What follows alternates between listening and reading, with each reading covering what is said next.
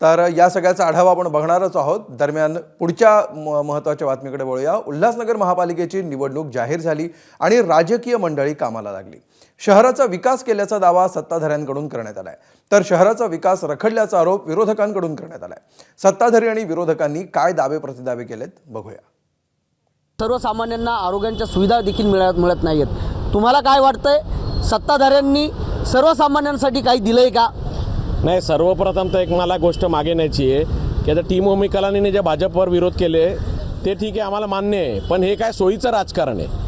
Team ओमी कलानी इथला खासदार कोणत्या पक्षाचा आहे, इथे मुख्यमंत्री कोणत्या पक्षाचे होते एवढे वर्ष, इकडचे पालकमंत्री कोण होते, म्हणजे शिवसेनेला बाजूला करून आमदाराला टार्गेट करायचं ते करावं त्यांनी, त्यांचा अंतर्गत प्रश्न आहे। ते जे आरोप करतात ते पण बरोबर आहे, पण सोयीसाठी आमदाराला टार्गेट करायचं, मेजर सत्ता शिवसेनेने भोगली येते, त्यांच्यासोबत जो कोणी सोबत होते ते होते, म्हणून या जर अडचणी आहेत तर फक्त एकट्या आमदाराला एकट्या भाजपला बोलून चालणार नाही, त्यासाठी तुम्ही पण तेवढंच जबाबदार आहे, हे पण जनताने लक्षात घ्यायला पाहिजे। आरोग्याची सुविधा आहे, आता कोविडच्या टायमाला त्याच्यानंतर पूर्ण वेळ पालकमंत्री कोणाचे होते, इथले मुख्यमंत्री कोणाचे होते, इकडचे खासदार डॉक्टर आहेत। आरोग्याची प्राथमिक आरोग्य केंद्राची जी व्यवस्था आहे ती इथे बंद पडलेली आहे।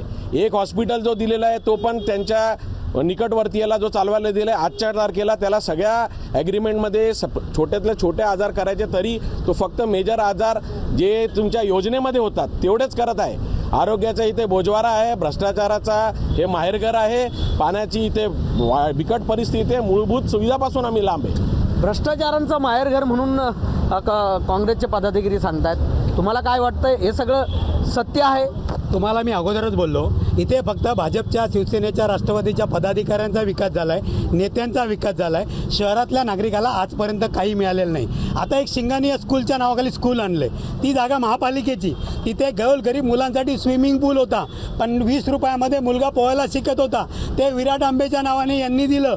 टाऊन हॉल आहे, टाऊन हॉल जो आहे तो शहीद यांच्या नावाने होता, एका शहीदांच्या जनरल वैद्यांच्या नावाने होता, तो त्याचं हॉटेल करून टाकलं, त्याचा बिअर बार भाजपने केला आहे। आणि हे भाजप आमदार हे सांगतात की आम्ही सत्य आहोत, हे खाऊन पिऊन डकार देण्याचं काम आहे यांचं। फक्त निवडणुका आल्यानंतर या छत्र्या उगवलेल्या आहेत। 5 वर्ष जवळपास कोविडपासून 8 वर्ष नागरिकांच्या पाठीमागे मतदान घेतल्यानंतर हे त्या नागरिकांच्या घरी कधी गेले, त्या नागरिकांची परिस्थिती यांनी कधी विचारली, नागरिकांशी यांचा कधीचा संबंध होता। आता निवडणुका आल्यात म्हणून आम्ही झोपडपट्टी विकास करणार, आम्ही हे देणार, आम्ही ते देणार, पण मागचं जे तुम्ही वचन दिलं होतं त्याच्यामध्ये तुम्ही काय केलं, त्यातलं एक काम तरी सांगा की आम्ही हे केलं, या शहराला हे दिलं। आज प्रदूषणाचा स्तर जर बघितला तर उल्हासनगर शहरामध्ये सगळ्यात जास्त माती उडते, लोकांच्या आरोग्याची खेळणं होते, डम्पिंगचं प्रदूषण आहे, रस्त्याचं प्रदूषण आहे, गटाराचा, यांनी STP प्लांट बनवला, तो चालू आहे का? तो जाऊन बघा, STP प्लांटचं पाणी कुठे जाते, की तिथले पैसे कोणी घाललेत, रस्त्याचे पैसे कोणी घालले, 416 कोटीचं भुयारी गटार योजनेचं टेंडर होतं, त्याचं कमिशन कोणी घाललं, याची उत्तरं यांनी द्यावीत ना। वाहतुकीची समस्या सगळ्यात मोठी आहे, कोंडीचं शहर आहे हे, कसं बघता या सगळ्या शहराकडे तुम्ही? उल्लासनगर में विकास के नाम पे तो बीजेपी ने बता दिया कि बहुत विकास हुआ है, TOK ने बता दिया बहुत विकास हुआ ना, इनका खुद का हुआ है। पैसा जो ठेकेदारों से कमीशन मिला वो इनके जेब में गया है, पर्सनल जेब में। अभी ऐसा है, सबूत तर महानगरपालिकेची स्वतः हे फाईल चोर आहे, हे फाईल चोरी करून ठेकेदार मिळवलेले आहे। एक मिनिट, काय म्हणले? विकास में यही रोड़ा बनते हैं, जहाँ पर काम चालू जाके आंदोलन करेंगे, जो काम चल रहा है ठेकेदार को ब्लैकमेल वो लोग करेंगे, ठेकेदार को फोन करके ब्लैकमेल करते हैं, बेचारा काम रुक जाता है और नाम बीजेपी का लेते हैं। ठेकेदार को भी टेंडरिंग मिला हुआ है, वही टेंडर के द्वारा काम कर रहा है, उनको फोन किसको कौन करते हैं? ये शहर के नेता लोग करते, और बोले 30 रुपए का नारळ फोड़ते। तो आमदार का काम है उद्घाटन कर रहा है, वो कर रहा है, महायुति के हिसाब कर रहा है। आमचे मित्र नरेश गायकवाडने मध्ये मुद्दा घेतला, आंदोलन केलं, दिव्यांगांच्या छडी, अहो ते रस्ते पाण्यात सगळीकडे भ्रष्टाचार करतात, जाऊ द्या, अपंग लोकांच्या छडीमध्ये यांनी भ्रष्टाचार केला, याच्यासाठी यांनी उपोषण केलं। आता यांनी उत्तर द्यावं, कोणाचं चूक आहे त्याच्यामध्ये? यांनी केलं ना उपोषण, प्रशासनचं। मग प्रशासन इथे नेमकं आपली भूमिका थोडीशी अस्पष्ट होते। तुम्ही प्रत्येक वेळी भाजपच्या बाजूने बोलताय, कधी सत्ताधारीच्या बाजूने बोलताय, कधी त्यांना विरोधही करताय, नेमकं काय भूमिका आहे? हे बोलले ना की भ्रष्टाचार नाहीये, पुरावे द्या, यांनीच पुरावे दिलेले आहेत ना की दिव्यांगाच्या छडीमध्ये भ्रष्टाचार झाला।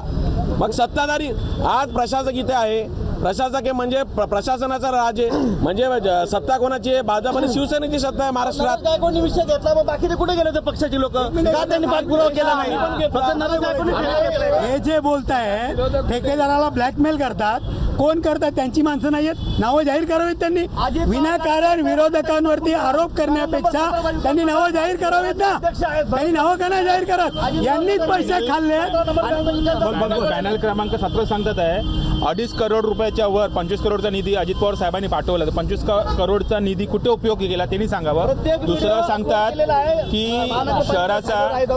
शहराचा विकास, रस्ते बनवले. बघा महानगरपालिकेच्या समोर खड्डे आहेत, हा समोर खड्डा नाही बुजू शकत महानगरपालिकेच्या बाहेर, तो शहराचा विकास कुठे करणार? तर येणाऱ्या निवडणुकीमध्ये सत्ता कोणाची येईल ते येणाऱ्या मतदानामध्येच आपल्याला समजणार आहे. मात्र आरोप प्रत्यारोपांच्या फैरी ज्या आहेत त्या या ठिकाणी सर्व पक्षाच्या पदाधिकाऱ्यांनी एकमेकांवरती केलेल्या आहेत. मात्र उल्हासनगरच्या सर्वसामान्य जनतेला सत्ताधाऱ्यांनी दिलंय काय आणि आता येणाऱ्या निवडणुकीमध्ये सर्वसामान्य नागरिक कोणाला निवडून देतील हे पाहणं आपल्याला महत्त्वाचं ठरणार आहे.